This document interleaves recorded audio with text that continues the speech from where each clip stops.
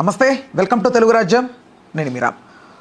మొన్న సింగపూర్ పర్యటనకు సంబంధించి అనేక రకాల అంశాల గురించి అందరూ కూడా విమర్శించారు. ప్రధానంగా ఏ పనులు అవ్వలేదని, ఆంధ్రప్రదేశ్ డెవలప్మెంట్ అవ్వడానికి సింగపూర్ ఎలాంటి సహకారం అందించబోవట్లేదని వార్తలు వచ్చాయి. అయితే దీనికి సంబంధించి ప్రతిస్పందిస్తూ నారా లోకేష్ గారు నేను ఒక ప్రెస్ మీట్లో భాగంగా మాట్లాడుతూ దీనికి కారణం పెద్దిరెడ్డి రామచంద్రారెడ్డి గారి తాలూకా వ్యక్తులే, వీళ్ళు లేఖ రాయడం ద్వారానే సింగపూర్ గవర్నమెంట్ ఇన్ఫ్లుయెన్స్ అయ్యి ఎలాంటి పెట్టుబడులు పెట్టడానికి ముందుకు రాలేదని ఆయన ఎద్దేవా చేశారు. ప్రధానంగా అంశం గురించి మనతో మాట్లాడడానికి ప్రముఖ పొలిటికల్ అనలిస్ట్ కేఎస్ ప్రసాద్ గారు ఉన్నారు. ఆయనతో చర్చిద్దాం.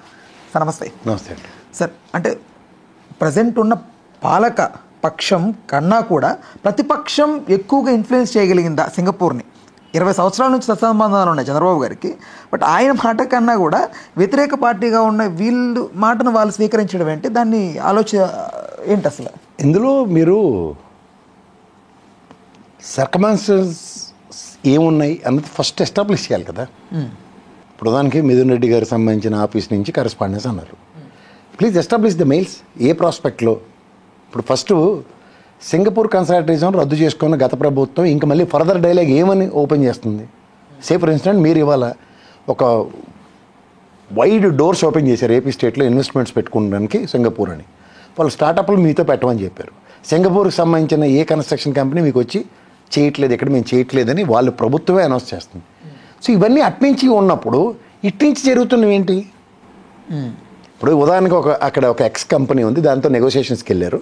వాళ్ళు కొన్ని కన్సెన్సస్ని రైజ్ చేశారు. ఎట్లాంటి కన్సెన్సస్ అంటే లాస్ట్ గవర్నమెంట్తో మాకు ఇట్లా టైఅప్స్ లేవండి, లాస్ట్ టైం సింగపూర్ వాళ్ళతో మేము ఏం చేయమని చెప్పారు, ఇప్పుడు ఎలా సార్, రేపొద్దున మీ గవర్నమెంట్ రాకపోతే ఎలా అన్నది వాళ్ళు ఎక్స్ప్రెస్ చేశారు అనుకోండి. సరే, ఒక ఒప్పందం జరిగితే ఆ ఒప్పందానికి బద్దులే ఎవడైనా పని చేసుకుంటారు. ఇప్పుడు ఉదాహరణకి రేపొద్దున జగన్మోహన్ రెడ్డి అవుతాడు, అయినప్పుడు ఒక సింగపూర్ వాడు వచ్చి తీసుకొచ్చి ఒక ఇన్వెస్ట్మెంట్తో కంపెనీ పెడుతున్నప్పుడు మా ప్రభుత్వం వచ్చింది కాబట్టి నువ్వు పెట్టొద్దు వెళ్ళిపోని ఎవడని చెప్తాడా? ఎవరైనా చెప్తారా? లాజికల్గా మాడతాం. ఓన్లీ మీరు అబాస్పాలు చేయడానికి ఏదో మాట్లాడుతూనే ఉన్నారు కంటిన్యూస్గా. I'm not contradicting that. But ఇవాళ మీరు వెళ్ళిన ఉదంతంలో ఏ కంపెనీలతో మనకి డైలాగ్స్ ఓపెన్ అయ్యాయి, ఏ కంపెనీలతో ఎంఓయూలు అయ్యాయి, అవి ఎస్టాబ్లిష్ చేయండి ఫస్ట్. ఎంతసేపు చాడీలేనా వాళ్ళ మీద పడి అయిపోయింది. వాళ్ళకి ప్రజలే తీర్పు ఇచ్చారు 11 స్థానాలకు పరిమితం చేసి. మీకు 164 స్థానాలు ఇచ్చి పట్టం కట్టారు. ఎందుకు? చంద్రబాబు గారి అనుభవం ఉంది, ఆయన ఏదైనా చేయగలరు, వండర్స్. సరే, మీరు 20 సంవత్సరాల సత్సంబంధాలు అంటున్నారు. 95 నుంచి 2025 20 ఇయర్స్ ట్రాక్ రికార్డులు.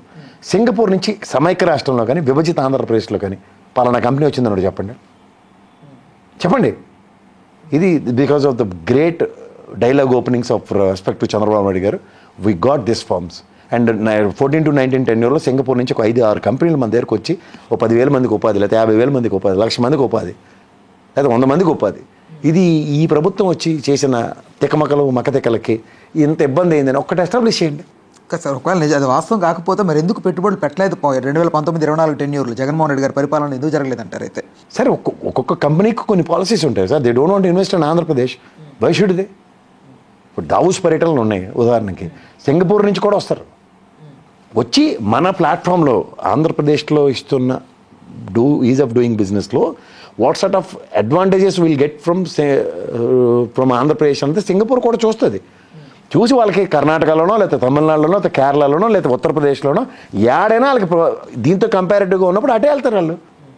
సో దాన్ని పట్టుకొని మీరు దావోస్లో కన్విన్స్ చేయలేకపోయారు, సింగపూర్ వెళ్ళి అక్కడ ఎవరిని కన్విన్స్ చేసి తీసుకొచ్చిన ఉదంతాలు లేవు. దీన్ని ఏం చేయాలి? మళ్ళీ వచ్చి ఆవ్యాసం ఎక్కడికి వచ్చి జగన్మోహన్ రెడ్డి ఇప్పుడు మిథున్ రెడ్డి కంపెనీ అట, మెయిల్ అట, ఈ టాగుని తెలియదు దేనికి నాకు అర్థం కాదు. ఏమనంటే ఆర్బీఐకి కూడా మెయిల్ రాశారు, మన పయ్యాలి కేసు గారు చెప్పారు. మళ్ళీ చెప్పారు 4 రోజులు మనకి రావట్లేదు, వచ్చేవి 15 రోజులకి వచ్చాయని. అంటే ఆర్బీఐ మెయిల్ చదివి నిజంగా ఇవ్వకూడదు అని డిసైడ్ అవ్వాలి కదా. But why has given? That's what పయ్యాలి కేసు గారు చెప్పింది అదే కదా. ఏం చెప్పాడు ఆయన? ఆర్థిక మంత్రి స్థాయిలో మనకి రావాల్సినవి ఈ విధంగా రానివ్వకుండా చేసిన మెయిల్స్ వెరీ గుడ్. కానీ సాధారణంగా ఇవి 4 రోజులు వస్తాయి, కానీ 15 రోజులకు వచ్చాయి. 2 వాళ్ళే చెప్తున్నారు. రానివ్వకుండా చేసిన మెయిల్స్ అంటారు, కానీ వచ్చిందని వాళ్ళే చెప్తారు. ఏది నిజమో మీరే చేసుకుంటారు సరే. అంటే రానివ్వకపోవడానికి వీళ్ళు ప్రయత్నించా కూడా మేము తీసుకొచ్చాం అని చెప్పుకోవడానికి ఇప్పుడు నాకు అర్థం కాదు సార్. ఇప్పుడు బ్యాంక్ మీకు లోన్ పెడతారు, మీరు ఫైల్ రిజెక్టెడ్ అంటారు, ఇంకో బ్యాంక్కి వెళ్తారు, వాడి దగ్గర కూడా రీజన్ అదే ఉంటుంది కదా. మీ పే స్లిప్ లేదంటే మీ ఫామ్ 16 మ్యాచ్ కావట్లేదు, లేదా ఏవో రీజన్స్ వాడు చెప్తాడు కదా. రీజన్స్ వాడు చెప్పకుండా గుడ్డే చీల పని ఇచ్చేవాడు ప్రైవేట్ వాడు కదా. ఏమన్నా పర్లేదు సార్, డీవియేషన్స్ ఉన్నా మీకు ఇస్తాం లోన్ అన్నవాళ్ళు. గవర్నమెంట్ సెక్టర్ నుంచే కదా మీరు తీసుకొస్తున్న లోన్లు. నేను దాన్ని ఏ ప్రాతిపదిక మీద కన్సిడర్ చేస్తారు? మెయిల్సే నిజంగా ప్రాతిపదిక అనుకోండి, RBI should have throne the file out కదా. అంత దాకా ఎందుకు? ఆర్బీఐ బాండ్స్ వేలంలో మొదటి వారంలో వెళ్తున్నాం, రెండో మంగళవారం వెళ్తున్నాం. మనం రెండో మంగళవారం ఎందుకు వెళ్తున్నాం? బికాజ్ ఆ ప్రయారిటైజేషన్ గాట్ సింక్డ్. కాస్త ఒకవేళ వీళ్ళు మెయిల్స్ పెట్టారు అనుకుందాం, ఆ యొక్క పెట్టడానికి రీజన్స్ ఏమై ఉండొచ్చు? ఏమైనా అర్థం ఉందా అసలుకి? దేనికి పెడతారండి అసలు? నాకు అర్థం కాదు. దేనికి పెడతారు? ప్రధానికి మిథున్ రెడ్డి కంపెనీ ఒక టెండర్ వేసిందండి ఈ ఉదాహరణకి ఆంధ్రప్రదేశ్లో జరుగుతుంది. దానికి సింగపూర్ కూడా టెండర్ వేసాడు అనుకోండి. వాళ్ళు ఏదో ఇంటర్నల్ కాన్ఫ్లిక్ట్, నేను నీకన్నా ఇది నాకన్నా నువ్వు గొప్ప. అసలు టెండర్ దేనికి పిలిచారో సార్ చెప్పమను? ఏ కంపెనీకి ఇక్కడ పెట్టడానికి?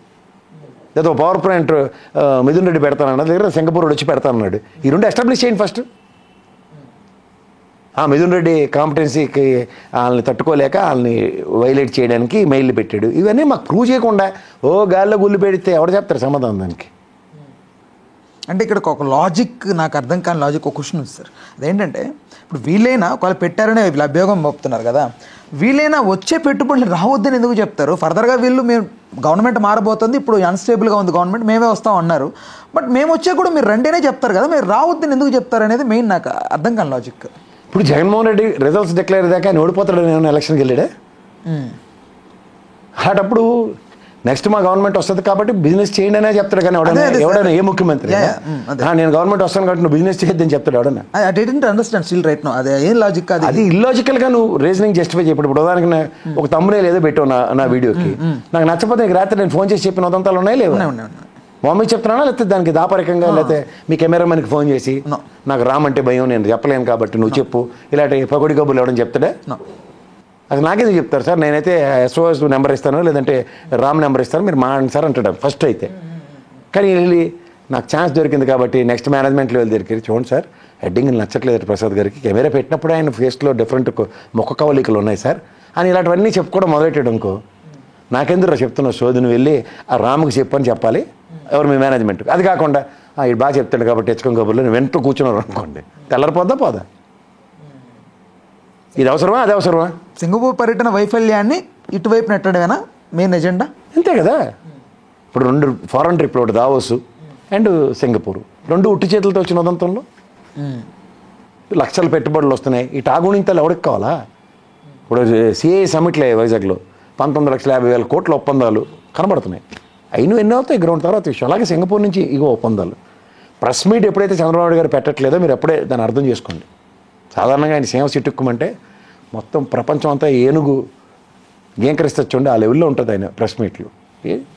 ఉప్పు నిప్పులా ఉన్న 2 పార్టీలు తమిళనాడుకి సంబంధించి వాళ్ళు తమిళనాడు లబ్ధి కోసం మమేకమై వెళ్ళి మాట్లాడిన సందర్భంలో, బట్ ఆంధ్రప్రదేశ్కి వచ్చేసరికి ఎందుకు ఇట్లా రాజకీయాలు ప్రజలు ఇబ్బంది పడ్డారు, ఆంధ్ర రాష్ట్ర డెవలప్మెంట్ ఆపుతున్నారని వాళ్ళు. సార్ మీకు వెనకాలకు ఉంటే ఏదో సామెత ఉంటుంది, ఆయనే ఉంటే తెల్లచీర ఎందుకని. ఈ తెల్లచీర అయినా ఉంటే కథ ఇలాగా నేను ఈ ఇండస్ట్రీస్ ఇక్కడికి రాకపోవడానికి ఈ రీజన్ అని అవడానికి చెప్పాడా? Singapore construction we are not doing any business with Andhra Pradesh in civil constructions అన్నది నిన్న మంత్రి స్థాయి వ్యక్తి కదా చెప్పాడు. ఆ డెసిషన్ కారణమే వైసీపీ అనేది కూడా ఇంకోటి వినిపిస్తుంది. ఎలా వస్తుందండి నాకు అర్థం కాదు. ఇదేమన్నా నరేంద్ర మోడీ గారు శివశంకర్ గారు వెళ్ళి ఓ డైలాగ్ ఓపెన్ చేయకపోవడానికినో లేకపోతే ఓ డైలాగ్ క్లోజ్ చేయడానికినో? ఫెడరల్ సిస్టంలో ఒక స్టేట్ ఎవడైనా స్టేట్ రిప్రజెంటేటివ్స్ వెళ్ళి బతిమాలుకుంటారు, సార్ మా దేశంలో మా రాష్ట్రంలో మమ్మల్ని కన్సిడర్ చేయండి సార్, అంతేకాని మా రాష్ట్రాన్ని కన్సిడర్ చేయొద్దని ఎవడని చెప్తాడా? అదే ఎవరెవరు క్లింటన్ని తీసుకొస్తే బుష్ గారిని తీసుకొచ్చిన ఉదంతాలు 2 ఇద్దరు ముఖ్యమంత్రులు పోటాపోటీగా చేసుకున్న ఉదంతాల్లో ఆయనకు ఆ పోటీతత్వం ఉండదు జగన్మోహన్ రెడ్డికి. అరే మా నాన్నగారు కూడా ప్రెసిడెంట్ ఆఫ్ యూఎస్ని తీసుకొచ్చారు, చంద్రబాబు గారు ప్రెసిడెంట్ ఆఫ్ యూఎస్ని తీసుకొస్తే మా నాన్నగారు కూడా చేశారు కదా. అలాగే చంద్రబాబు గారు కియా మోటార్ తీసుకొస్తే దాని తలదాన్ని కంపెనీని ఏం తేవాలన్న ఆలోచన లేకుండా ఎవడన్నా ఉంటాడా ఎవడైనా? కానీ ఉన్నారు అనేది కదా వీళ్ళు ఎద్దేవా చేస్తారు. దాన్నే అమాయకత్వం అంటారు. పోటీతత్వం లేని రాజకీయం చేయడం అంటే దీన్నే అంటారు. పోటీతత్వంతో రాజకీయం చేయండి, అంతేకాని అవతలని హ్యూమిలేట్ చేస్తూ రాజకీయం చేద్దామంటే ఎప్పటికీ అవుతుంది, ఎప్పటికీ అవుతుంది, దానికి సొల్యూషన్ ఉండదు. యువర్ ఫెయిల్యూర్స్ గాట్ ఐడెంటిఫైడ్ అన్నప్పుడు ఫెయిల్యూర్స్ని ఎస్టాబ్లిష్ చేసుకోవడానికి అవతరాలకు సువర్ణ అవకాశం ఇస్తున్నాం. Simple logic. ఇప్పుడు డిఎంకే ఏడీఎంకే మాట్లాడారు. జయలలిత గారి మరణానంతరం జరిగిన ఎలక్షన్స్లో స్టాలిన్ గారు గెలిచారు. అమ్మ అన్న పదంతో ఉన్న పథకాలన్నింటినీ ఆయన కంటిన్యూ చేస్తున్నాడు. అవును, స్టిల్ రైట్ నౌ. మరి వీళ్ళు మరి ఏడీఎంకే డిఎంకే పోలికి బాగా చెప్పారు కదా మీరు, ఎందుకు కంటిన్యూ చేస్తున్నాడు ఆయన? మరి అవే నవరత్నాలకు ధీటుగా ఇంకా ఎక్స్ట్రా ఇస్తాం, పెప్సీ తాగినట్టు దిల్ మాంగే మోర్ అని చెప్పారు మీరు, ఎందుకు ఇవ్వలేకపోతున్నారు? మళ్ళీ మీకు డిఎంకే ఏడిఎంకే కంపారిజన్ కావాల్సి వచ్చింది సింగపూర్ వెళ్ళినప్పుడు. చేయగలం కానీ చేయలేకపోతున్నాం, దానికి కారణం గత ప్రభుత్వం చేసిన అదే చేయగలం కానీ చేయలేకపోతున్నాం జగన్మోహన్ రెడ్డి, చేస్తాం కానీ చేయనివ్వడానికి ఆటంకాలు క్రియేట్ చేస్తాడు జగన్మోహన్ రెడ్డి. ఇందుకీ మాకు ఈ అవ్యాసం. ఏడు చేసినా జగన్మోహన్ నామస్మరణం తప్ప ఇంకోటి లేదు మీ దగ్గర. దీనిక 124 స్థానాలు. యనమల రామకృష్ణ గారు 100 కోట్లే ఉంచారు ఖజానాలో అన్నప్పుడు హలో లక్ష్మణ జగన్మోహన్ రెడ్డి కూడా ఇలాగే ఏడ్చుకుని కూర్చున్నాడా? ఆల్టర్నేటివ్స్ క్రియేట్ అవ్వాలా. You need to prove your lethal with using all your weapons. సాధారణంగా చిన్నపిల్లల్లో పోటీతత్వం ఉంటుంది. నీకన్నా ఎక్కువ నేను చేయాలా, నాకన్నా తర్వాత ఇది చరిత్ర నిలిచిపోవాలని. ఇది ఎక్కడ విడ్డూరం? హలో లక్ష్మణ ఏడ్చుకుంటూ కూర్చుంటుంటారు వాళ్ళ మీద పడి. కన్నా రైట్ సార్. హలో తెలుగు రాజ్యం ఛానల్ చూస్తున్నారా? సామాజిక రాజకీయ జీవన చిత్రణే తెలుగు రాజ్యం.